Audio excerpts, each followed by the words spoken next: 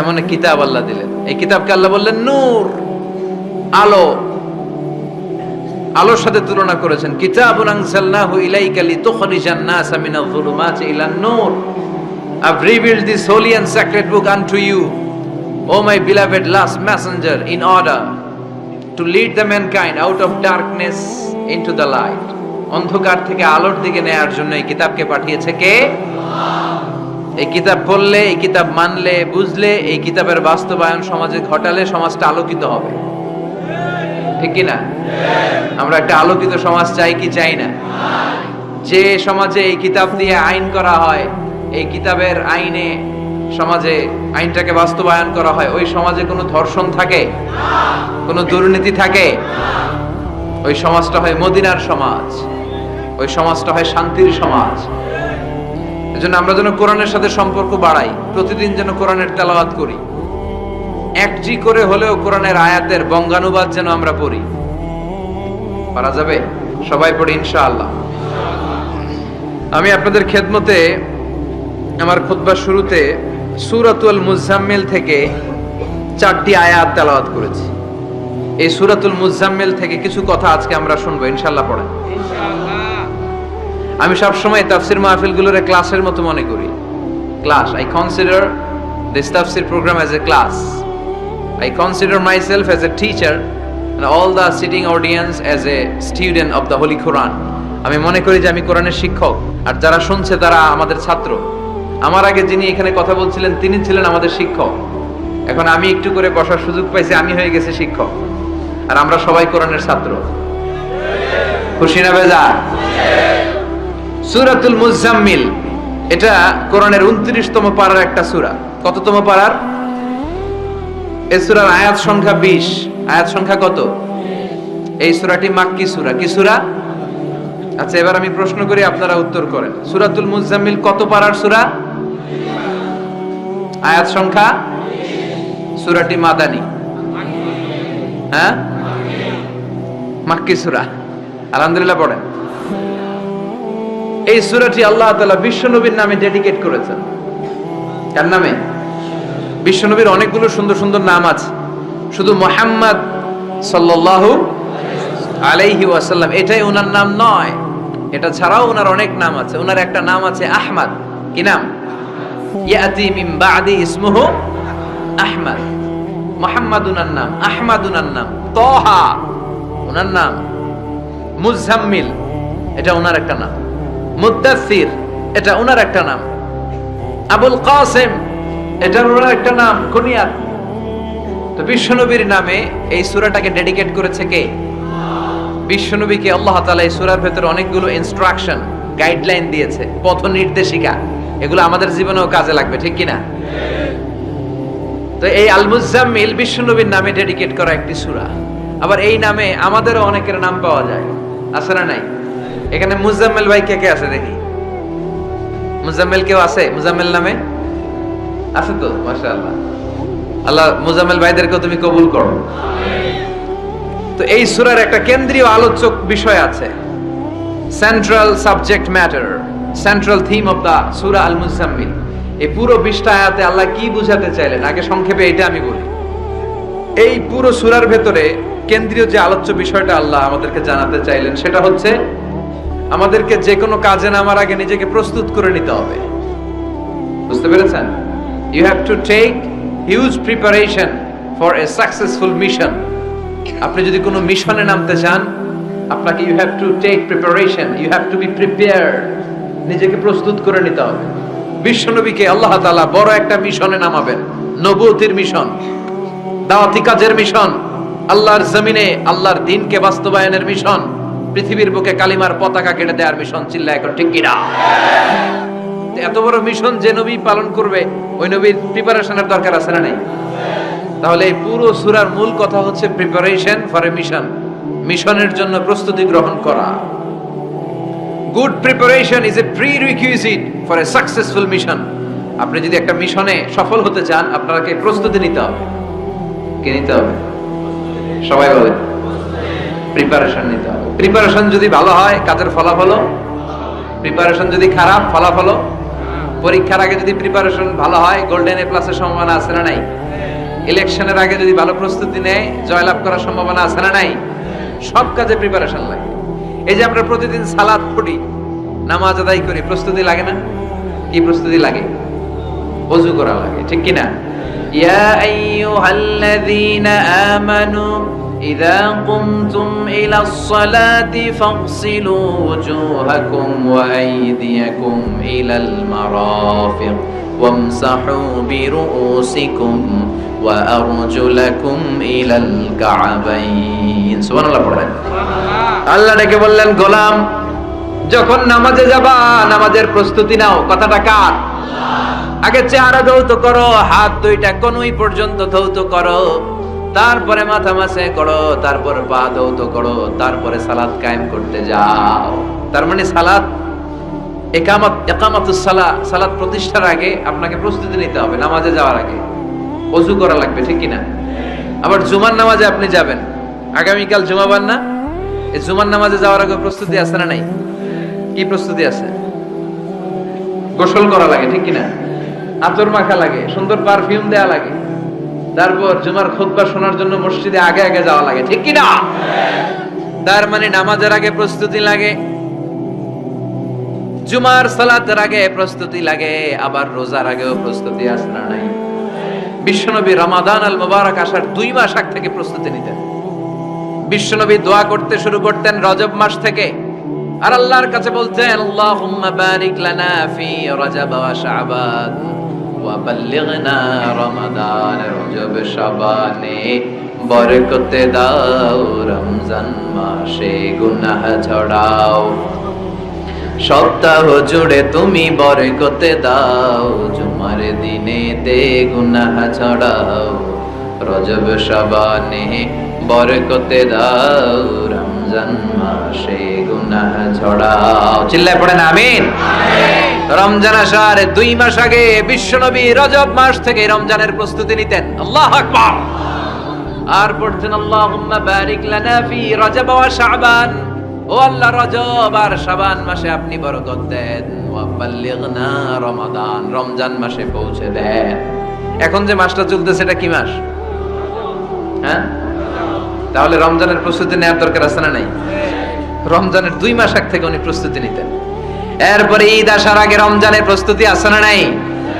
রমজানের ওই রোজার শেষে এলো খুশির ঈদ, তুই আপনাকে আজ বিলিয়ে দে শোন আসমানি তাকি, তোর সোনা দানা বালা খানা সব রাহে লিল্লাহ, দে যাকাতে মুর্দা মুসলিমের আজ ভাঙাইতে নিদ। পড়েন, রমজানের ওই রোজার শেষে এলো খুশির ঈদ, তুই পড়বি ঈদের নামাজ রে মন সেই ঈদ গাহে, যে ময়দানে সব গাজী মুসলিম হয়েছে শহীদ। রমজানের ওই রোজার শেষে এলো খুশির ঈদ। আলহামদুলিল্লাহ পড়েন।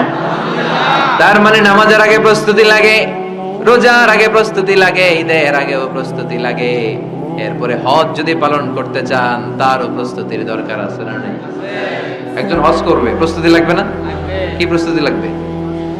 হ্যাঁ, পাসপোর্ট লাগবে, হজের ভিসা লাগবে, তারপরে রেজিস্ট্রেশন করা লাগবে, আশকোনার হাজি ক্যাম্পে প্রশিক্ষণ নেওয়া লাগবে, রিয়াল কিনা লাগবে, ইজার কিনা লাগবে, রিদা কিনা লাগবে, বেল্ট কিনা লাগবে, হজের নিয়ম কানুন জানা লাগবে, ঠিক কিনা? দেখেন, নামাজের আগে প্রস্তুতি লাগে, রোজার আগে প্রস্তুতি লাগে, হজের আগে প্রস্তুতি লাগে, কিন্তু যাকাতের আগে লাগে না। হ্যাঁ, যাকাতের জন্য 1 বছর আগ থেকে প্রস্তুতি নেওয়া লাগে। আপনি কবে নিসাব পরিমাণ সম্পদের মালিক হলেন ডায়েরিতে নোট রাখার দরকার আছে না নাই? তার মানে নামাজের আগে প্রস্তুতি, রোজার আগে প্রস্তুতি, যাকাতের আগে প্রস্তুতি, হজের আগে প্রস্তুতি। এই সূরার মধ্য দিয়ে রব্বুল আলামিন বিশ্বনবীরে বোঝাতে চাইলেন, ও নবী, বিশাল একটা মিশনে আপনি নামবেন, বিশাল একটা যুদ্ধে আপনি নামবেন, কালেমার বাণীকে দুনিয়ার বুকে প্রচার করার গুরু দায়িত্ব নিয়ে নামবেন। এত বড় দায়িত্ব পালনের আগে আপনার প্রস্তুতি নেওয়ার দরকার আছে না নাই? বিশ্বনবীকে প্রস্তুতি নিতে বললেন। তার মানে এই সূরার কেন্দ্রীয় আলোচ্য বিষয় হচ্ছে you have to take a very good preparation for a mission. আপনি কোন কাজে সফল হতে হলে আপনাকে প্রস্তুতি নিতে হবে, ভালো প্রস্তুতি ছাড়া সফল হওয়া যাবে না। আবার যুদ্ধের ময়দানেও যখন আমরা যাই, বিশ্বনবী যেতেন, প্রস্তুতি ছিল কি ছিল না? আল্লাহ বললেন ওয়া আ'ইদ্দু লাহুম মাসতাতা'তুম মিন কুওয়া ওয়া মির রিবাতিল খাইল তুরহিবুনা বিহি আদুওয়াল্লাহি ওয়া আদুওয়াকুম। আল্লাহ ডেকে বলেন, গোলাম, যুদ্ধের ময়দানে যাওয়ার আগে ভালো করে নিজেদেরকে প্রস্তুত করে নাও। ওয়া আ'ইদ্দু লাহুম মাসতাতা'তুম মিন কুওয়া, তোমাদের শক্তি সামর্থ্য যা আছে সব প্রস্তুত করে রাখো। সবকিছু প্রস্তুত থাকবে মুসলমানদের, মুসলমান থাকবে সদা জাগ্রত, সদা প্রস্তুত। চিল্লায় বলেন ঠিক কিনা? প্রস্তুত থাকতে হবে যুদ্ধের জন্য। আমরা যে যোদ্ধা, আমরা ভুলেই গেছি। আমরা যে যোদ্ধা জাতি, আমাদের রক্তে যে যুদ্ধের ঘ্রাণ, এটা আমরা ভুলেই গেছি। আল্লাহ বললেন ওয়া আ'ইদ্দু লাহুম মাসতাতা'তুম মিন কুওয়া, শক্তি আর রসদ জোগাড় করে রাখো। তুরহিবুনা বিহি আদুওয়াল্লাহি ওয়া আদুওয়াকুম, এই শক্তি আর সম্ভাবনা দিয়ে আল্লাহর দুশমনদেরকে তোমরা ভয় দেখাবা। মির রিবাতিল খাইল, ঘোড় সাওয়ারগুলোকে প্রস্তুত করে রাখো। বর্তমানে তো ঘোড়া টোরা নাই, এখন প্রস্তুত করে রাখতে হবে অ্যাটম বোমা, ঠিক কিনা? এখন রাখতে হবে AK-47, rocket launcher, drone, missile, ballistic ক্ষেপণাস্ত্র, রণতরী, যুদ্ধ জাহাজ, ঠিক কিনা? গোটা বিশ্বের মুসলমানদের একটা সেন্ট্রাল মিলিটারি দরকার। 50টারও বেশি মুসলিম দেশ, আমাদের সেন্ট্রাল কোনো লিডারশিপ নাই, আমাদের কেন্দ্রীয় কোনো মিলিটারি নাই। যদি আমাদের একটা মিলিটারি থাকতো, সিরিয়াতে আক্রমণ হয়েছে আমাদের বিরুদ্ধে, আমাদের মুসলিম মিলিটারি সেখানে প্রতিরোধ করে তুলতো। চিল্লায় এখন ঠিক কিনা? আরাকানে আক্রমণ হয়েছে, মুসলিম মিলিটারি প্রতিরোধ গড়ে তুলবে। ফিলিস্তিনে আক্রমণ হয়েছে, আমাদের মুসলিম মিলিটারি প্রতিরোধ গড়ে তুলবে। কিন্তু আমাদেরকে নেতৃত্ব দেওয়ার মতো কেউ নাই, আমাদের শক্তি সম্ভাবনাকে জোগাড় করে রাখার মতো কেউ নাই। এক রিসেপ তাইয়েব এরদোগান গোটা বিশ্বের যেখানে মুসলমানরা নির্যাতিত ওখানে ছুটে যায়। সে একা কি করবে? এরকম 10টা এরদোগান যদি আমাদের হাতে থাকতো, মুসলমানদের দিকে চোখ রাঙিয়ে কথা বলার সাহস কারো ছিল না। চিল্লায় এখন ঠিক কিনা?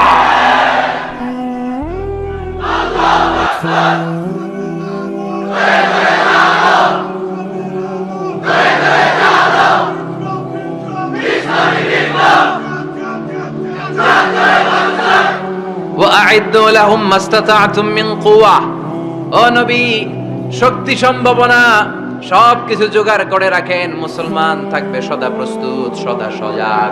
মুসলমানদের বসে থাকার সময় নাই, ঠিক কি না? তার মানে এই পুরো সূরাতে, সূরাতুল মুজাম্মিলে আল্লাহ তাআলা যে সেন্ট্রাল মেসেজটা বিশ্বনবীকে দিতে চাইলেন সেটা হচ্ছে, নবী প্রস্তুতি নেন। লড়াইয়ের প্রস্তুতি, যুদ্ধের প্রস্তুতি, মিশনে নামার প্রস্তুতি। সুবহানাল্লাহ পড়ুন। তাহলে সূরাতুল মুজাম্মিলের কেন্দ্রীয় আলোচ্য বিষয় কি? প্রস্তুতি। চিল্লায় বলেন, কেন্দ্রীয় আলোচ্য বিষয় কি? প্রিপারেশন নিতে হবে, প্রস্তুত থাকতে হবে, ঠিক কিনা? কেন্দ্রীয় আলোচ্য বিষয় আমরা জেনে গেলাম। এবার জানবো কোন প্রেক্ষাপটে এই সূরাটা নাজিল হয়েছে। শুনবেন? মনোযোগ আছে না গেছে? কথা বুঝতে পারতেছেন তো? কথা বোঝা যান না বোঝানো যার? বোঝা যার? সূরাতুল মুজাম্মিল এটা শুধু মাক্কি সূরাই নয়, এটা মাক্কি যুগে নাজিল হওয়া শুরুর দিককার সূরা। কোরআনের নাজিলের দিক থেকে সর্বপ্রথম সূরা কোনটা? সূরাতুল আলাক। ইকরা বিসমি রাব্বিকাল্লাযী খালাক, এই আয়াতগুলো প্রথমে নাজিল হয়েছে। এই সূরা আলাকের প্রথম 5 আয়াতের পরপরই এই সূরা নাজিল করে দিয়েছে কে? তার মানে মাক্কি জীবনের একেবারে শুরুর দিককার সময়। বিশ্বনবীর বয়স তখন 40। কত? সবাই বলেন।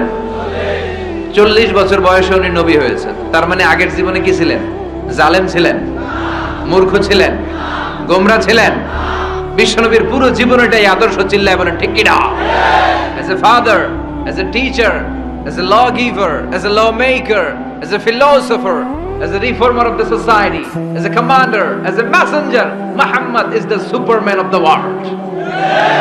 স্বামী হিসেবে, নেতা হিসেবে, বাবা হিসেবে, সমাজ সংস্কারক হিসেবে, আইন প্রণেতা হিসেবে, দার্শনিক হিসেবে, নবী হিসেবে মুহাম্মদ সাল্লাল্লাহু আলাইহি ওয়াসাল্লাম হচ্ছে গোটা বিশ্বের একজন সুপারম্যান। উনি শেষ নবী। ওনার পরে কোনো নবী আছে? লা নাবিয়্যা বা'দি ওয়ালা রাসূলা। বিষ্ণু বলতেন, আমার পরে কোনো নবী নাই, কোনো রাসূল নাই।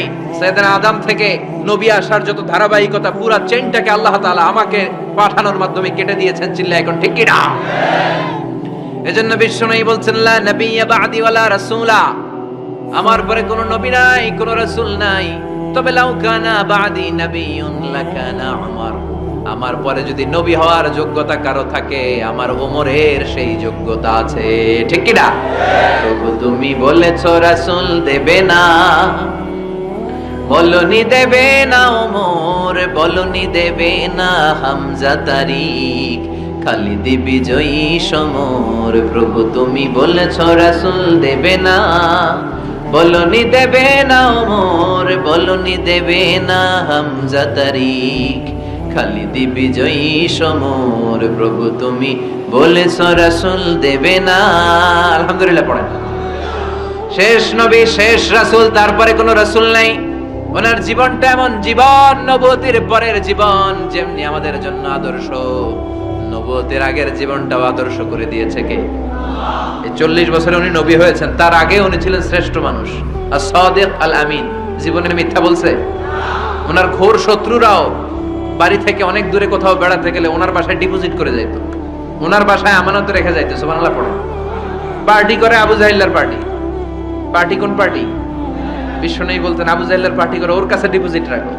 ওরা বলতো না, আবু জাহিল্লার দল করি কিন্তু ওর কাছে আমানত রাখা যাবে না।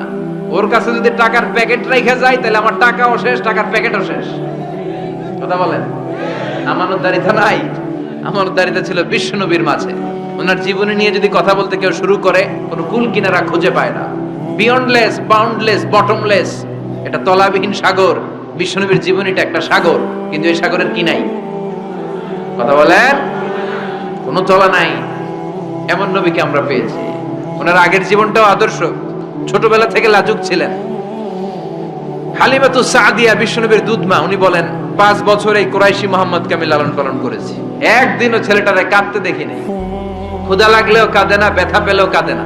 কিন্তু লজ্জাস্থানের জায়গা থেকে এই শিশু মুহাম্মদের কাপড়টা একটু সরে গেলে ছোট্ট মুহাম্মদ চিৎকার দিয়ে ওঠে। কি নবী ছিলেন! 15 বছর বয়সে হালাফুল ফুদুল একটা সংগঠন করেছে। হালাফুল ফুদুল, যেটাকে বাংলা আমরা বলি হিলফুল ফুজুল, আসলে শব্দটা হালাফুল ফুদুল। হালাফ মানে শপথ, টু টেক অ্যান ওথ, শপথ নেয়া। ফুদুল হচ্ছে ভালো কাজের উপর। উনি হাতে হাত রেখে যুবকদেরকে নিয়ে মক্কায় আইন করলেন, মক্কার জমিনে কোনো দুর্বলের উপর, মাজলুমের উপর কোনো জালিমের অত্যাচার চলতে দেয়া যাবে না। মক্কার বুকে কোনো টেন্ডারবাজি চলবে না, চাঁদাবাজি চলবে না, ধর্ষণ চলবে না, ছিনতাই আর রাহাজানি চলবে না। চিল্লায় এখন ঠিক কিনা? 15 বছর বয়সে পুরো মক্কা শহর কাঁপায় দিয়েছে। উনি তো ওই নবী, সবসময় ছিলেন অন্যায়ের বিরুদ্ধে কঠোর। ওনার ইমানটা এমন ছিল, প্রয়োজনে জ্বলে উঠতো। চিৎকার করে বলেন ঠিক কিনা? যে ইমানে প্রয়োজনে জ্বলে ওঠে না, যে ইমান সত্য ন্যায়ের কথা বলে না, যে ইমান প্রয়োজনে জ্বলে ওঠে না, যে ইমান সত্য ন্যায়ের কথা বলে না, যে ইমান বাস্তবে নাই, যে ইমান অন্তরে নাই, মুখে শুধু ফাঁকা বলি, কি করে তারে বলো ইমানে বলি, কি করে তারে বলো ইমানে বলি, কি করে তারে বলো ইমানে বলি। ঠিক কি না? ওনার ইমানটা ছিল এমন ইমান, প্রয়োজনে জ্বলে উঠতো ইমানের তেজে। উনি ছিলেন ওই নবী। 40 বছরের আগের জীবনে যেমন, পরের জীবনে তেমন। সুবহানাল্লাহ পড়েন। তো বিশ্বনবী 40 বছর বয়সে ওহী পেলেন। ওনার ওহীর সূচনাটা ছিল আর রুইয়া সালেহা, সত্য স্বপ্ন। বুখারীর প্রথম বাবটা হচ্ছে বাব কাইফা কানা বাদউল ওয়াহী ইলা রাসূলিল্লাহ। আল্লাহ রাসূলের কাছে ওহীর সূত্রপাতটা কেমন হয়েছে শুনবেন। সর্বপ্রথম ছিল স্বপ্ন। উনি রাতে সুন্দর সুন্দর স্বপ্ন দেখতেন। আমরা স্বপ্ন দেখি না? কি স্বপ্ন দেখেন? মারামারি, হরতাল, হ্যাঁ, টাকা। আর কি দেখো তোমরা? জিহাদি। তো বিশ্বনবী স্বপ্ন দেখতেন আর রুইয়া as-সালেহা, সত্য সুন্দর স্বপ্ন। আর রাতের বেলা বিশ্বনবী যাই স্বপ্নে দেখতেন, দিবালোকের আলোর ন্যায় সকালে এটা সুস্পষ্ট হয়ে যেত। চিল্লায় এখন সুবহানাল্লাহ। কারণ নবীদের স্বপ্নটা ওহী। নবীদের স্বপ্নটা কি? নবীদের স্বপ্ন যদি ওহী না হতো তাহলে একটা স্বপ্নের উপর ভিত্তি করে সাইয়েদনা ইব্রাহিম আলাইহিস সালাম ছেলের গলায় ছুরি চালাতেন না। এটা ওহী ছিল, এটা আল্লাহর পক্ষ থেকে স্পেশাল অর্ডার ছিল। চিল্লায় বলেন ঠিক কি না? তার মানে বিশ্বনবীর জীবনে প্রথম ওহীর সূত্রপাত হয়েছে স্বপ্ন দিয়ে। তারপরে বিশ্বনবীর কাছে নিঃসঙ্গতা নির্জনতাকে প্রিয় করে দিল কে? বিশ্বনবীর মানুষের সাথে তখন কথা বলতে ভাল লাগে না, একা একা থাকতে ভাল লাগে, একা একা ইবাদত করতে ভাল লাগে। বিশ্বনবী হেরা পাহাড়ে চলে গেলেন। কোথায়? মক্কা থেকে উত্তর দিকে 634 মিটার উঁচু ওই পাহাড়ে যে তাআব্বুদাল লায়ালি, রাত্রিবেলা তিনি ধ্যান করতেন, মেডিটেশন করতেন, চোখ বন্ধ করে স্রষ্টার অস্তিত্বকে খুঁজতেন। খুঁজতে খুঁজতে খুঁজতে 40 দিন ধ্যান করার পরে, 40 দিন আধ্যাত্মিকতার এই চর্চা করার পরে ফাজাহুল হক, সত্য বিশ্বনবীর কাছে এসে ধরা দিল। সাইয়েদনা জিবরাইল চলে আসলেন, এসে বললেন ইয়া মুহাম্মদ ইকরা, পড়ো। জান্নাতের একটা রেশমি কাপড়ে সূরাতুল আলাকের 5 আয়াত লেখা, রেশমি কাপড়ের ভেতরে ওই রেশমি কাপড়টা ধরে বিশ্বনবীকে বললেন। এই প্রথম বিশ্বনবী সাইয়েদনা জিবরাইলকে দেখলেন আর বললেন ইয়া মুহাম্মদ ইকরা, পড়ো। বিশ্বনবী বললেন মা আনা বিকারি, আমি পড়তে পারি না। সুবহানাল্লাহ পড়ো। কারণ বিশ্বনবী ছিলেন নবিয়াল উম্মি, নিরক্ষর নবী, ওনার অক্ষর জ্ঞান ছিল না। আলিফ বা তা সা কোনটারে জিম বলে কোনটারে সদ বলে বিশ্বনবী চিনতেন না, লিখতে জানতেন না। তিনি ছিলেন নিরক্ষর, কিন্তু মূর্খ না। নিরক্ষর এক জিনিস, মূর্খ আরেক জিনিস। অক্ষর জ্ঞান নাই কিন্তু জ্ঞান আছে। কারণ বিশ্বনবী বলতেন আদাবানি রব্বি ফা আহসানা তা'দীবি, আমি পৃথিবীর কোন ইউনিভার্সিটি থেকে ডিগ্রি নেয় নাই, কেউ আমারে শিখায় নাই, স্বয়ং আরশের উপর থেকে আমারে শিক্ষা দান করেছে কে? তাই আমার শিক্ষার মতো শিক্ষা পৃথিবীর কারো শিক্ষা হতে পারে না। সাইয়েদনা জিবরাইল বললেন ইয়া মুহাম্মদ ইকরা, পড়ো। বিশ্বনবী ফেল করে তাকিয়ে রইলেন, অক্ষর চিনা না, পড়বে কেমনে? বিশ্বনবী বলেন মা আনা বিকারি, আমি জানি না কেমন করে পড়তে হয়। ফাআখাযানি ফাগাত্তানি হাত্তা বালাগা মিন্নি আল জাহাদ, বিশ্বনবী পড়তে জানেন না। যখন বললাম আমি পড়তে পারি না, সাইয়েদনা জিবরাইল বিশ্বনবীকে জড়িয়ে ধরলেন, বুকের মধ্যে জড়িয়ে ধরে যত জোর ছিল বিশ্বনবীকে একটা চাপ দিলেন। বিশ্বনবী বললেন চাপের চোটে আমি আমার বুকের ভেতরে ব্যথা পেলাম। ফারসালানি, আমাকে ছেড়ে দিল। ছেড়ে দিয়ে আবার কয় পড়েন ইকরা, read in the name of your lord. বিশ্বনবীর আগের কথা, আমি পড়তে জানি, মা আনা বিকারি। সাইয়েদনা জিবরাইল আবার জড়িয়ে ধরলেন, আবার চাপ দিলেন। বিশ্বনবী বললেন ব্যথা পেলাম। আবার জিবরিল বিশ্বনবীরে বললেন পড়েন। বিশ্বনবী আগের কথাই বলে আমি পড়তে পারি না, আবার চাপ দিলেন। 3 বার চাপ দেওয়ার পরে সাইয়েদনা জিবরাইল বললেন নবী এবার আপনি পড়েন। বিশ্বনবী এবার পড়তে আরম্ভ করলেন ইকরা বিসমি রাব্বিকাল্লাযী খালাক খালাকাল ইনসানা মিন আলাক ইকরা ওয়া রাব্বুকাল আকরাম আল্লাযী আল্লামা বিল কলম আল্লামাল ইনসানা মা লাম ইয়ালাম। পড়েন আল্লাহু আকবার। 3 বার চাপ দেওয়ার পরে বিশ্বনবী পড়তে আরম্ভ করলেন। সাইয়েদনা জিবরাইল এই 5টা আয়াত দিয়ে উধাও হয়ে গেল। এবার হেরা গুহার ভেতরে কেউ নাই, সাইয়েদনা জিবরাইল নাই, 5টা আয়াত দিয়ে চলে গেলেন। বিশ্বনবী 5টা আয়াত নিয়ে কাঁপতে কাঁপতে হেরা পর্বত থেকে নেমে এলেন। সুবহানাল্লাহ পড়েন। এই ওহীর ভাড়ে চাপে বিশ্বনবী কাঁপতে শুরু করলেন। এই প্রথম বিশ্বনবীর কাছে ওহীর রিফ্লেকশন, ওহীর ছোঁয়া, ওহীর ঝলকানি, ওহীর নূরানি তাজাল্লি বিশ্বনবীর হৃদয়ের মধ্যে লাগিয়ে দিল কে? এই 5টা আয়াত নিয়ে বিশ্বনবী হাত্তা ইয়ারজুফু ফুআদু, বিশ্বনবীর হৃদয় কাঁপছিল। বিশ্বনবীর ওহীর প্রেসারে গায়ের মধ্যে জ্বর চলে এলো, খিচুনি চলে এলো। বিশ্বনবী কাঁপছেন প্রচন্ড জ্বরে। কাঁপতে কাঁপতে আম্মাজান খাদিজাতুল কুবরা তাহেরার কাছে এসে বলে ও খাদিজা আমি বাঁচবো না, আমার বড্ড ভয় লাগে। খাদিজাতুল কুবরা বললেন নবী কি হয়েছে আপনার, কি হয়েছে? বিশ্বনবী বললেন এমন এমন ঘটনা। বিশাল এক লোক এসে আমার কাছে পড়ো, আমি পড়তে জানি না, 3 বার চাপ দিল, এরপর থেকে ঠিকই পড়তে পারি। সুবহানাল্লাহ পড়ো। বিশ্বনবী পুরো ঘটনাটা সাইয়েদাতুনা খাদিজাতুল কুবরা তাহেরাকে শোনালেন।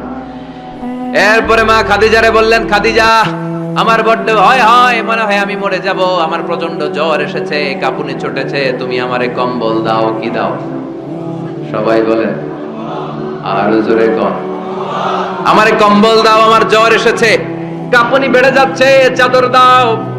কাপড় দাও, কম্বল দাও। মা খাদিজা কম্বল জোগাড় করতে গেলেন, কম্বল আর চাদর এনে বিশ্বনবীর গায়ের মধ্যে মা খাদিজা কম্বলটা পেঁচিয়ে দিলেন। বিশ্বনবী কম্বলটা পেঁচিয়ে বিছানার মধ্যে শুয়ে গেলেন। ঠিক এই মুহূর্তে সূরাতুল মুজাম্মিল নাজিল করে দিল কে? বিশ্বনবী কম্বল গায়ে দিয়ে শুয়ে আছে, আল্লাহ বিশ্বনবীরে ডাক দিলেন, ইয়া আইয়ুহাল মুজাম্মিল কুমিল লাইলা ইল্লা কালিলা। সুবহানাল্লাহ। আল্লাহ কি সোহাগ ভরা আদর মাখা ডাক দিলেন, ইয়া আইয়ুহাল মুজাম্মিল। এর মানে হলো হে কম্বলওয়ালা। কি ওয়ালা? হে কম্বলওয়ালা নবী, মানে হে কমলিওয়ালা নবী। কি নবী? কমলি। এরা হতে হেলে দুলে নুরানি তনু ওকে আসে হায়, সারা দুনিয়ার হেরে মেরে পর্দা খুলে খুলে যায়। সে যে আমার কমলিওয়ালা, কমলিওয়ালা। তার ভাবে বিভোল রাঙা পায়ের তলে, পর্বত জঙ্গল টল মল টলে, খুরমা খেজুর বাদাম জাফরানি ফুল ঝরে ঝরে যায়। সে যে আমার কমলিওয়ালা, কমলিওয়ালা। সুবহানাল্লাহ পড়ে। বিশ্বনবীর আল্লাহ ডাক দিলেন, ও কমলিওয়ালা নবী, ও কম্বলওয়ালা নবী, দাঁড়ান। বিশ্বনবী কাঁপছিলেন জ্বরের চোটে, খিচুনির চোটে কম্বল গায়ে দিয়ে শুয়ে রইলেন। আল্লাহ নাজিল করলেন, ইয়া আইয়ুহাল মুজাম্মিল। ও কম্বলওয়ালা। ইয়া আইয়ুহাল মুজাম্মিল মানে কি? ও কম্বলওয়ালা, ও কম্বলওয়ালা, ও চাদরওয়ালা, কুম, স্ট্যান্ড আপ, স্ট্যান্ড আপ। যে দায়িত্ব দিছি এখন শোয়া যাবে না, দাঁড়ান। ওই যে বিশ্বনবী দাঁড়ালেন, আর বসার সুযোগটা পায় নাই। মরার আগ পর্যন্ত আর বসার সুযোগ পায় নাই, শ্বাস নেওয়ার সুযোগ পায় নাই, পিছনের দিকে তাকানোর সুযোগ পায় নাই। চিল্লায় বলেন ঠিক কিনা?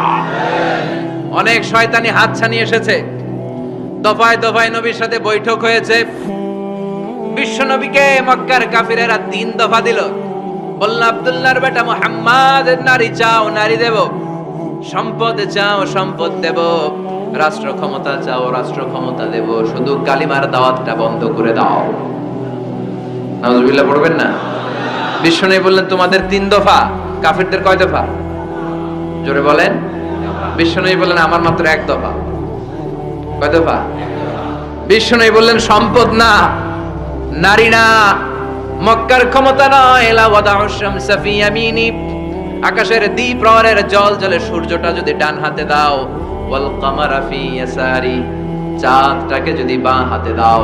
যেই কালিমার দাওয়াত দিতে ময়দানে আমি নেমেছি, গোটা বিশ্বের কেউ এই দাওয়াত থেকে আমাকে পিছু সরাতে পারবে না, কেউ পিছনে নিতে পারবে না। সম্পদ, নারী আর ক্ষমতার লোভ তো খুব তুচ্ছ বিষয়। ওই সূর্যটা যদি ডান হাতে দাও, চাঁদটা যদি বাঁ হাতে দাও, এই কালিমার দাওয়াত থেকে আমি পিছু হটবো না। চিল্লায় বলেন ঠিক কিনা? বিশ্বনবীর আল্লাহ প্রস্তুতি নিতে বললেন, বললেন, ইয়া আইয়ুহাল মুজাম্মিল, ও কম্বলওয়ালা নবী। কি ওয়ালা নবী? তাফসীর বুঝতে পারতেছেন তো? শীতের চোটে খিচুনি, কম্বল গায়ে দিয়ে শুয়েছে, তখন আল্লাহ এটা নাজিল করলেন। তাহলে প্রথমে আমরা জানলাম সেন্ট্রাল থিম অফ দিস সূরা, এই সূরার কেন্দ্রীয় আলোচ্য বিষয়। এরপরে আমরা জানলাম কোন প্রেক্ষাপটে, কোন সিচুয়েশনে, কোন পরিস্থিতিতে এই সূরাটা নাজিল হয়েছে। বুঝতে পেরেছেন? বিশ্বনবীর যখন এই পরিস্থিতি ঠিক, তখন আল্লাহ বিশ্বনবীর আবার গাইডলাইন দিলেন, ইয়া আইয়ুহাল মুজাম্মিল, হে কম্বলওয়ালা নবী, কুমিল লাইলা ইল্লা কালিলা, দাঁড়ান, রাত্রিবেলা দাঁড়িয়ে তাহাজ্জুদ গুজার হন। সুবহানাল্লাহ পড়েন। এই সূরার ভেতরে রব্বুল আলামিন বিশ্বনবীকে প্রস্তুত করে তোলবার জন্য, বিশ্বনবীকে নবুয়তের দায়িত্ব পালন করানোর জন্য, মিশনে নামানোর জন্য বিশ্বনবীকে সর্বমোট 60টা বিষয়ে প্রশিক্ষণ নিতে বলেছেন। জোরে কোন কয়টা? সবাই কোন? চিল্লায় বলেন কয়টা? প্রস্তুতি নেওয়ার জন্য 7টা বিষয়ে বিশ্বনবীকে ট্রেন আপ করেছেন, প্রশিক্ষণ নিতে বলেছেন। আমরা একটা একটা করে 7টাই আজকে শুনবো। শুনবেন না? কষ্ট হচ্ছে? আরো 2-1 মিনিট শুনবেন? হ্যাঁ, তাকবীর দেওয়া যাবে আওয়াজ করে?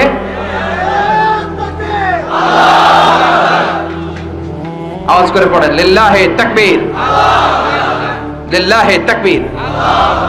বিশ্বনবীকে আল্লাহ তাআলা 60টা বিষয় প্রশিক্ষণ নিতে বললেন। কয়টা? কারণ সামনে অনেক গুরু দায়িত্ব। 1 নাম্বার প্রশিক্ষণ হচ্ছে, ইয়া আইয়ুহাল মুজাম্মিল, হে কম্বলওয়ালা নবী, কুমিল লাইলা ইল্লা কালিলা, দাঁড়ান, দাঁড়িয়ে রাত্রে তাহাজ্জুদের নামাজ পড়েন। কিসের নামাজ? তাহাজ্জুদের যায় নামাজে মরণ দিও প্রভু আমায়, একামতে দিনের কাজে কবুল করে নিও আমায়।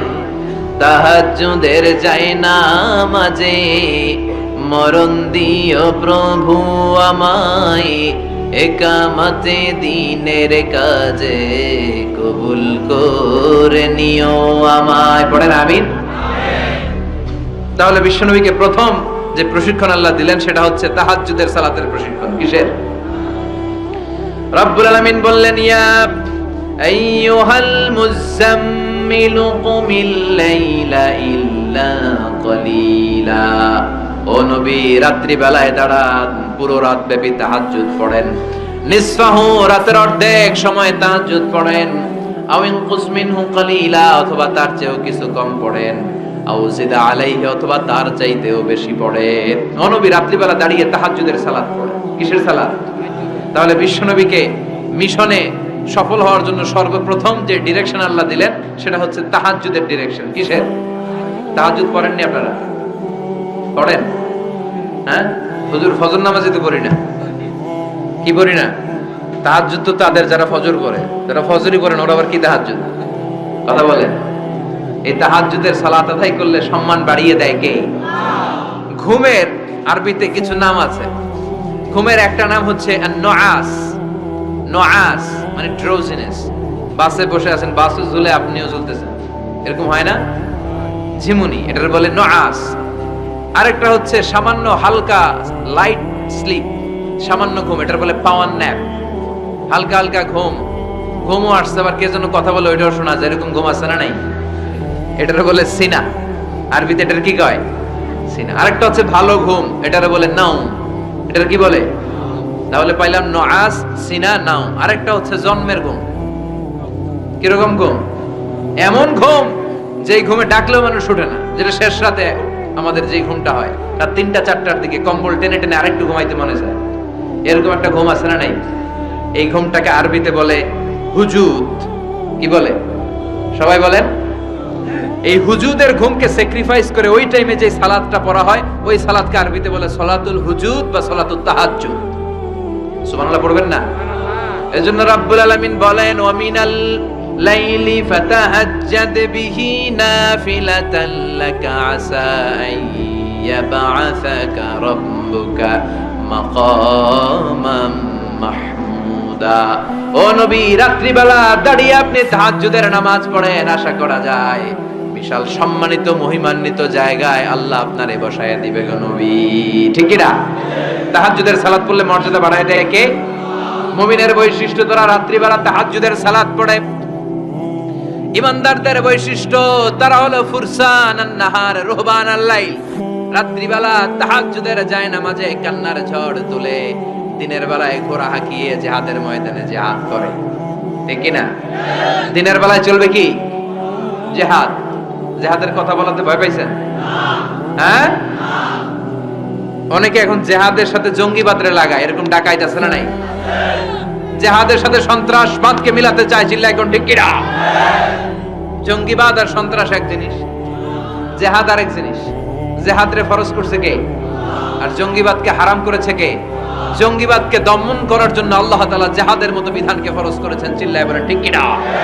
যারা হকের পক্ষে, যারা কল্যাণের পক্ষে, যারা মানবতার পক্ষে, এরা হচ্ছে মুজাহিদ।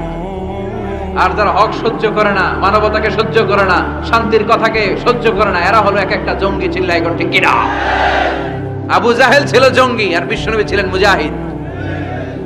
ফেরাউন ছিল জঙ্গি, মুসা আলাইহিস সালাম ছিলেন মুজাহিদ। নমরুদ ছিল জঙ্গি, সাইয়েদনা ইব্রাহিম ছিলেন মুজাহিদ। বাংলার জমিনেও যারা হকের কথা বলে তারা হচ্ছে মুজাহিদ। আর যাদের হক সহ্য হয় না, ইসলাম সহ্য হয় না, কোরআন সহ্য হয় না, এরা এক একটা সন্ত্রাস আর জঙ্গি। চিল্লায় এখন ঠিক কি না? এরা জঙ্গি। আমরা যারা সত্যের পক্ষে কথা বলি, আমরা জঙ্গি না, আমরা মুজাহিদ। আমরা কি? মুজাহিদ। এজন্য মুমিনদের বৈশিষ্ট্য হলো রুহবানাল লাইল ফুরসানান নাহার।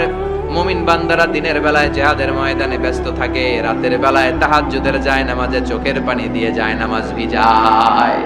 রাতের আধারে যারা সেজদাতে রয়, দু চোখের শ্রুতে নদী যেন বয়, রাতের আধারে যারা আসে যে দাঁতে রয়, দু চোখের স্রোতে নদী যেন বয়, ছলনার হাতছানি যতই আসুক পেছনে ফিরেও সে তাকায় না। যাদের হৃদয়ে আছে আল্লাহর ভয়, তারা কবু পথ ভুলে যায় না। আল্লাহর প্রেম ছাড়া এই দুনিয়ায় কারো কাছে কোনো কিছু চায় না। চিল্লায় বলেন ঠিক কি না? এজন্য বিশ্বনবীর প্রথম প্রশিক্ষণ নিতে বললেন আল্লাহ, কুমিল্লা ইলা ইল্লা কালিলা। ও নবী, বিশাল মিশন নিয়ে দুনিয়ার বুকে আপনি এসেছেন গো নবী। প্রথম প্রশিক্ষণ যেটা নিবেন, রাত্রি বেলায় দাঁড়িয়ে দাঁড়িয়ে তাহাজ্জুদের প্রশিক্ষণ। বিশ্বনবীর আদেশ করলেন কে? কিসের আদেশ? সবাই কোন আরো জোরে। ওই মুহূর্তটা তাহাজ্জুদের সময়টা এমন সময়, ইয়ানজিলু রাব্বুনা ইলা সামাইদ দুনিয়া, রব্বুল আলামিন আরশের উপর থেকে দুনিয়ার আকাশে নেমে আসে। নেমে আসে মানে বিশেষ একটা মনোযোগ দেয়, আর দুনিয়াবাসীরা ডেকে ডেকে বলে, গোলাম আলা মিন মুস্তাগফিরিনা গফির আলা, কার ক্ষমা লাগবে ক্ষমা চাও, সব গুনাহ আমি ক্ষমা করে দেব। আলা মিন মুস্তারজিকিন আরজুক আলা, কার কি লাগবে আমার কাছে চাও, সব আমি দিয়ে দেব। আল্লাহু আকবার। আলা মিন মুস্তাকসিন আকসুলা, যার জামা দরকার জামা চাও জামা দেব, ক্ষমতা দরকার ক্ষমতা চাও ক্ষমতা দেব, নেককার স্ত্রী দরকার নেককার সন্তান দরকার সন্তান চাও সন্তান দেব। সব দেয়ার মালিক কে? কেউ যেটা পারে না পারে কে? কেউ যেটা দেয় না দেয় কে? কেউ যেটা বোঝে না বোঝে কে? আল্লাহ শেষ রাতে আম করে ডাকে, দেওয়ার জন্য ডাকে, কিন্তু চাওয়ার সময় আমাদের নেই। উনি দেওয়ার জন্য প্রস্তুত, কিন্তু এটা তো নেওয়ার লোক লাগবে। কথা কর। নবী তাহাজ্জুদের সময় দাঁড়িয়ে যেতেন ছোট্ট একটা ঘরে, চাটাইয়ের উপরে বিশ্বনবী মা এসে শুতেন, গাদাগাদি করে জায়গা নাই। মাঝরাতে বিশ্বনবী তাহাজ্জুদের জন্য দাঁড়াতেন, আল্লাহু আকবার বলে দাঁড়িয়ে যেতেন, নামাজ শুরু করে দিতেন। বিশাল বড় সূরা পড়তেন, কেরাত পড়তেন, রুকু করতেন, কিন্তু সিজদার জায়গায় সিজদা দেওয়ার জায়গা নাই। সিজদার জায়গায় মা এসা পা বিছিয়ে শুয়ে আছে। বুখারীর বর্ণনা, বিশ্বনবী সিজদায় যে হাত দিয়ে মা এসার পায়ের মধ্যে চিমটি কাটতেন, মা এসা বুঝতে পারতেন বিশ্বনবী এখন সিজদায় যাবে। সুবহানাল্লাহ পড়েন। মা এসা বুঝতে পেরে পা দুইটা সরিয়ে নিতেন, বিশ্বনবী সিজদা দিতেন। সিজদা দিয়ে বিশ্বনবী যখন আবার দাঁড়িয়ে যেতেন, মা আয়েশা পা বিছিয়ে আবার শুয়ে পড়তেন। কি ইবাদত ছিল বিশ্বনবীর! হাত্তা তাতাওয়াররামু খাদামা। মা আয়েশা বলতেন বিশ্বনবী দাঁড়িয়ে থাকতে থাকতে এত সময় ধরে তাহাজ্জুদের সালাত পড়তেন, ওনার পা গুলো ফুলের এরকম টিউমারের মতো মোটা হয়ে যেত। সুবহানাল্লাহ পড়বেন না? দাঁড়িয়ে থাকতে থাকতে বিশ্বনবীর পা গুলো টিউমারের মতো মোটা হয়ে যেত। প্রথম রাকাতে বাকারা আলে ইমরান পড়ে ফেলতেন। সুবহানাল্লাহ পড়েন। বিশ্বনবীর পা যেন ফেটে যাবে, এভাবে হাত বেঁধে দাঁড়িয়ে থাকতে থাকতে বিশ্বনবীর হাতগুলো বাঁকা হয়ে যেত, ব্যথা হয়ে যেত। বিশ্বনবী তখন হাত দুইটা ছেড়ে দিতেন। আবার যখন এনার্জি ফিরে পেতেন, যখন বিশ্বনবীর ভালো লাগতো, আবার হাত বাঁধতেন। পড়েন সুবহানাল্লাহ। তার মানে হাত ছেড়ে দিও নামাজ পড়া যায়। হাত ছেড়ে দিও। মালিকি মাযহাবের কিছু স্কলাররা ওনারা মত নিয়েছে, ওনাদের অনুসারীরা এরসাল করে, আমাদের দেশে কেউ বাদে এইভাবে, কেউ এইভাবে, কেউ এইভাবে। মালিকিরা বাদেই না, কে বাদবই না, কি করবি কর। আসলে নাই। আপনি যদি হজ করতে যান মক্কা মদিনায়, এই আমলগুলো দেখতে পারবেন। এটা সুন্নাতের একটা আমল। হাত ছেড়ে দিলেও যেখানে সালাত হয়ে যায় ওই জায়গায় কই বাঁধবে এই নিয়ে কিলাকিলি আছে না নাই? উপরে না নিচে, আমিন জোরে না আসতে, আছে না নাই? পেকুয়াতে মাশাআল্লাহ এগুলো নাই। হ্যাঁ, পেকুয়াতে এগুলো আছে। বিশ্বনবী লম্বা সময় দাঁড়িয়ে তাহাজ্জুদ করতেন। তাহাজ্জুদ বললে আপনার মর্যাদা বাড়ায় দিবে কে? সাইয়েদনা জিবরাইল বললেন, ইন্না শারাফাল মুমিন ফি কিয়ামিল লাইল। বিশ্বনবী বললেন, জিবরাইল এসে আমাকে বলে গিয়েছে মুমিনের মর্যাদা তাহাজ্জুদের নামাজের ভেতর। সুবহানাল্লাহ পড়ে। তাহাজ্জুদের নামাজ পড়লে মর্যাদা বাড়ায় দেয় কে? দুই নাম্বার, কুরবাতুন ইলাল্লাহ। তাহাজ্জুদের নামাজ পড়লে আল্লাহর সাথে নৈকট্য বাড়িয়ে দেয় কে? আল্লাহর সাথে কানেক্টিভিটি আপনার বেড়ে যাবে। আমাদের দুনিয়াতে সব জায়গায় কানেক্টিভিটি আছে। এমপির সাথে হাত আছে, চেয়ারম্যানের সাথে হাত আছে, ওই এসআই এর সাথে হাত আছে, পুলিশের আইজির সাথে হাত আছে, কিন্তু আল্লাহর সাথে হাতটা নাই। কথা কন। আসল জায়গায় কানেকশন লাগানো দরকার। চিল্লায় বলেন ঠিক কি না? মান লাহুল মাওলা ফালাহুল কুল্লু। যে ব্যক্তি আল্লাহর হয়ে যায় গোটা বিশ্ব তার হয়ে যায়। যে সব জায়গায় যে ধর্ণা দেয়, আল্লাহর কাছে ধর্ণা দেয় না, তার কোনো মর্যাদা নাই। আর যে ব্যক্তি সব দিক থেকে মুখ ফিরিয়ে আল্লাহর কাছে যায়, গোটা বিশ্বের সবাই তার দিকে তাকিয়ে থাকে। এজন্য সম্পর্কটা লাগাইতে হবে কোন জায়গায়? তার মানে তাহাজ্জুদ পড়লে মর্যাদা বেড়ে যায়, আল্লাহর সাথে সম্পর্ক বেড়ে যায়। বিশ্বনবী বললেন মানহাতুনা আনিল ইসম, তাহাজ্জুদের নামাজ পড়লে তাহাজ্জুদের নামাজ আপনারে পাপ কাজ থেকে বাধা দিবে। সুবহানাল্লাহ পড়ে। তাহাজ্জুদ যারা পড়ে এরা পাপ কাজ করে না, চিল্লায় কোন ঠিক কিনা? 4 নম্বরে মুকাফফিরাতুল লিসাইয়্যাত, পাপ আর অন্যায় যদি কিছু হয়েও থাকে তাহাজ্জুদের নামাজ পড়লে তাহাজ্জুদের নামাজ পাপগুলোরে ধুয়ে মুছে সাফ করে দেয়। এজন্য তাহাজ্জুদ পড়ার দরকার আছে না নাই? বিশ্বনবী বললেন আপনার প্রথম প্রশিক্ষণ হচ্ছে তাহাজ্জুদের প্রশিক্ষণ। কিসের প্রশিক্ষণ? এজন্য আল্লাহ বললেন ইয়া আইয়ুহাল মুযাম্মিলু কুমিল লাইলা ইল্লা কলিলা নিসফাহু আও ইনকুস মিনহু কলিলা আও জিদ আলাইহি ওয়া রাত্তিলিল কুরআনা তারতিলা। সুবহানাল্লাহ পড়ো। 1 নাম্বার প্রশিক্ষণ চলে গেল। 1 নাম্বার প্রশিক্ষণ কি ছিল? তাহাজ্জুদ। আওয়াজ করে বলেন না, কি ছিল? 2 নাম্বার প্রশিক্ষণ ওয়ারাত্তিলিল কুরআনা তারতিলা। ও নবী, মন গড়া কোরআন তেলাওয়াত করবেন না, যেমন মন চায় তেমন কোরআন পড়া যায় না। ওয়ারাত্তিলিল কুরআনা তারতিলা, তারতিলের সাথে তাজবিদের সাথে মাখারিজুল হুরুফ মেইনটেইন করে আপনি তারতিলের সাথে তেলাওয়াত করেন। যারা তারতিলের সাথে তেলাওয়াত করেন কিয়ামতের দিন আল্লাহ বলবে ইকরা ওয়ারতাকি ওয়ারাত্তিল কামা কুনতা তুরাত্তিলু ফিদ দুনিয়া। দুনিয়াতে যেমনে পড়েছো পড়ো, যত আয়াত পড়বা জান্নাতের বিল্ডিং তত লম্বা হয়ে যাবে। আল্লাহু আকবার। সাইয়েদনা আনাস রাদিয়াল্লাহু তাআলা আনহু ছিলেন বিশ্বনবীর খাদেম। সাইয়েদনা আনাসকে জিজ্ঞেস করা হলো কাইফা কানা কিরাআতু রাসূলিল্লাহ, ও আনাস বিশ্বনবীর কোরআন তেলাওয়াত কেমন ছিল? সাইয়েদনা আনাস বললেন কানাত কিরাআতুহু মাদ্দান, বিশ্বনবী টেনে টেনে কোরআন তেলাওয়াত করতেন। সুবহানাল্লাহ পড়েন। সুবহানাল্লাহ। কিভাবে পড়তেন? টেনে টেনে টেনে টেনে কোরআন তেলাওয়াত করতেন। আবার বিশ্বনবীর স্ত্রী আমাদের আম্মা জান উম্মে সালামাকে জিজ্ঞেস করা হলো কাইফা কানা কিরাআতু রাসূলিল্লাহ, ও আম্মা জান বিশ্বনবীর কোরআনের তেলাওয়াত কেমন ছিল? তিনি বললেন কানা ইউকাত্তিউ কিরাআতাহু আয়াতান আয়া, বিশ্বনবী আয়াত আয়াত করে তেলাওয়াত করতেন। একটা আয়াত টেনে টেনে পড়তেন, শেষ করতেন, আরেকটা আয়াত ধরতেন, আবার শেষ করতেন। সুবহানাল্লাহ। কি তেলাওয়াত ছিল বিশ্বনবীর! বিশ্বনবীর কণ্ঠের তেলাওয়াত শুনে অনেক কাফের কালিমা পড়ে মুসলমান হয়েছে। সুবহানাল্লাহ রাস্তে বলেন। বিশ্বনবীর কণ্ঠের তেলাওয়াত শোনার জন্য শুধু মুমিনরাই পাগল ছিল না, আবু জাহেল, উতবা, শাইবা, ওয়ালিদ ইবনে মুগিরা এগুলোও পাগল ছিল। দিনের বেলা আবু জাহেল, উতবা, শাইবা বিশ্বনবীর বিরোধিতা করতো, আর রাত্রে বেলা লুকিয়ে লুকিয়ে বিশ্বনবীর কণ্ঠের তেলাওয়াত শোনার জন্য যেত। সুবহানাল্লাহ পড়বেন না? দিনের বেলা ভাষণ দিতে খবরদার কেউ মুহাম্মাদের কণ্ঠের তেলাওয়াত শুনতে যেতে পারবি, কিন্তু রাত্রে বেলা লুকায় লুকায় নিজেই যেত। না জানি কত সুন্দর কণ্ঠ ছিল আমার নবীর, না জানি কি সুরের ঝংকার আর রহুরি খেলতো যখন নবী তেলাওয়াত করতো। সুবহানাল্লাহ পড়বেন না? এজন্য আল্লাহ বললেন ওয়ারাত্তিলিল কুরআনা তারতিলা, ও নবী ধীরস্থির ভাবে পড়েন। আবার বিশ্বনবী বলছেন যায়িনুল কুরআনা বিআসওয়াতিকুম, তোমাদের কণ্ঠে যত সুন্দর সুর আছে, লহরি আছে, ঝংকার আছে, সবগুলো দিয়ে কোরআন তেলাওয়াত করবা। আবার বিশ্বনবী বলছেন মান লাম ইয়াতাগান্না বিল কুরআন ফালাইসা মিন্না, যে গুনগুন করে সুর করে কোরআন তেলাওয়াত করে না ওই লোক কখনো আমি নবীর উম্মত হতে পারে না। এজন্য সুর করে কোরআন তেলাওয়াত করবেন। কি করে? অনেকে কয় হুজুর আমার সুর নাই। আপনার সুর নাই তো কি আছে? আপনার যেটা আছে ওইটাই সুর, যেটা আপনার আছে ওইটাই সুর। সুর নাই কে বলছে? টয়লেটের ভিতরে ঢুকলে বোঝা যায় কি সুর আছে।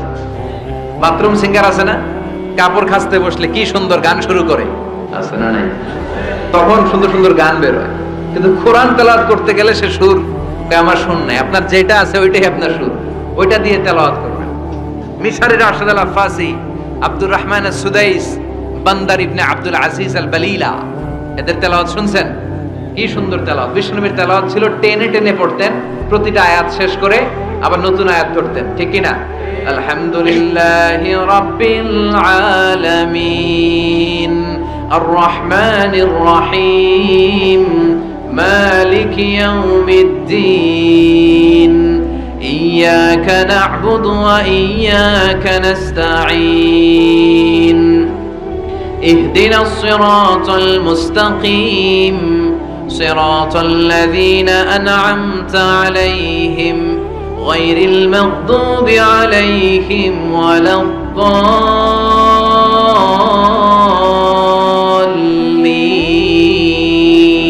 পড়েন আমিন। থেমে থেমে এক আয়াত শেষ আরেক আয়াত, ওই আয়াত শেষ তারপর আরেক আয়াত। বিষ্ণু বলে রুব্বা খারিলিল কোরআন ওয়াল কোরআনু ইয়ালআনুহু, কোরআনের অনেক কারি আছে যে কারীদেরকে কোরআন রহমত না দিয়ে লানত দেয়। এরকম আছে না নাই? বিশ্বনবী প্রতি আয়াতের পরে থামতেন, কি সুন্দর টেনে টেনে পড়তেন। আর আমাদের তারাবির নামাজে কি অবস্থা? জাপানের বুলেট ট্রেনও ফেল হাফেজ সাহেবের কাছে, আছে না নাই? হাফেজ সাহেবরা খবরদার, এভাবে কোরআন পড়বেন না। এভাবে কোরআন তেলাওয়াত করলে রহমত না পেয়ে আপনার কপালে লানত জুটবে। চিল্লায় বলেন ঠিক কি না? এজন্য 2 নাম্বার প্রশিক্ষণ রব্বুল আলামিন বিশ্বনবীকে দিলেন আর বললেন ওয়ারাতিলিল কুরআনা তারতিলা। ও নবী, রাত্রি বেলায় তাহাজ্জুদের নামাজে ধীরস্থির ভাবে কোরআন তেলাওয়াত করেন। এরপর আল্লাহ বললেন ইন্না সানুলকি আলাইকা কওলান সাকিলা। ও নবী, অচিরেই ভারী একটা কথা, ভারী একটা বাণী, অনেক ওজনওয়ালা কোরআন আমি আপনার উপরে নাজিল করে দেব। সুবহানাল্লাহ পড়ে। কওলান সাকিলা, it's a very heavy and weightful word. কোরআনের এই কথাগুলোর একটা আলাদা ওজন আছে না নাই? বিশ্বাস হয় না সন্দেহ লাগে?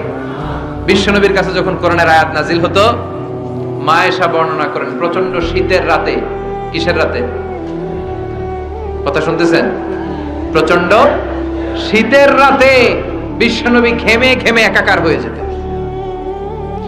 মাঘ মাসের শীত, মা আয়েশা বলে আমরা কম্বল গায়ে দিয়ে শুই, কিন্তু বিশ্বনবীর কাছে যখন কোরআন নাজিল হয় বিশ্বনবী ঘেমে ঘেমে একাকার হয়ে যেতেন। সুবহানাল্লাহ পড়ে। বিশ্বনবী যখন ওটের উপর বসা অবস্থায় কোরআনের আয়াত নাজিল হতো, ওটের বুকটা জমিনে লেগে যেত। বিশ্বনবী ঘোড়ার উপরে বসা অবস্থায় যখন কোরআনের আয়াত নাজিল হতো, ঘোড়ার পা গুলো জমিনের ভেতরে কেটে যেত। বিশ্বনবী মাঝে মাঝে অনেক সাহাবাদের রানের মধ্যে মাথা রেখে শুয়ে পড়তেন। ওই অবস্থায় যখন কোরআনের আয়াত নাজিল হতো, সাহাবারা বলতো আমাদের হাড্ডিটা ফেটে টুকরা টুকরা হয়ে যাবে, এরকম মনে হতো। তার মানে কোরআনের আয়াতের একটা ভার আছে না নাই? এজন্য রাব্বুল আলামিন বলেন লাউ আনজালনা হাযাল কুরআনা আলা জাবালিন লারাআইতাহু খাশিআম মুতাসাদ্দিআম মিন খাশিয়াতিল্লাহ। ও নবী, কোরআনকে মানুষের উপর নাজিল না করে যদি পাহাড়ের উপর নাজিল করতাম, আপনি দেখতেন কোরআনের ভারে বড় বড় পাহাড়গুলো ভেঙে চুরে খান খান হয়ে যেত গো নবী। কোরআনকে যদি মাউন্ট এভারেস্টের উপর আল্লাহ নাজিল করতো, পাহাড়টা ভেঙে দুমড়ে মুচড়ে চূর্ণ বিচূর্ণ হয়ে যেত। চিল্লায় এখন ঠিক কিনা? এজন্য আল্লাহ বললেন এটা অনেক ভারী একটা বাণী, এই বাণী আমি আপনার উপরে নাজিল করব। এরপর আল্লাহ বললেন ইন্না নাশিয়াতাল লাইলি হিয়া আশাদ্দু ওয়াতআন ওয়া আকামু কিলা। ও নবী, রাত্রি বেলা যদি আপনি তাহাজ্জুদের নামাজ পড়েন, আপনার মনোযোগায়নকে শক্তিশালী করে দিবে কে? আপনার কথা বলার যোগ্যতাকে মজবুত করে দিবে কে? কেন আপনি রাত্রি বেলায় তাহাজ্জুদ গুজার হবেন?